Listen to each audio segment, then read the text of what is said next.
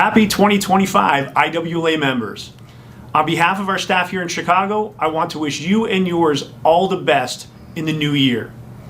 My name is Will Carton, IWLA's Director of Professional Development and Convention, and I want to invite you and your emerging warehouse leaders to our fast approaching Essentials of Warehousing course later this month.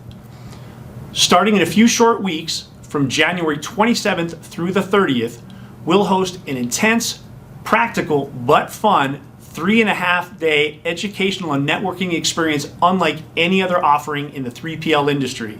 This year, not only do we have curriculum led by some of the most engaging and experienced 3PL professionals around, but we have two additional opportunities unique to 2025's event.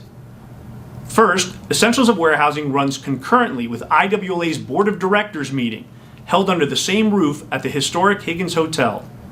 This means you'll have the chance to learn from and network with the top leaders in your association.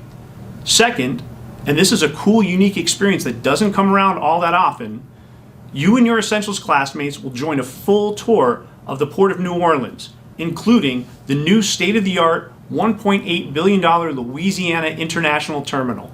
This modern maritime gateway is now set to create career path jobs and generate new business opportunities throughout the region.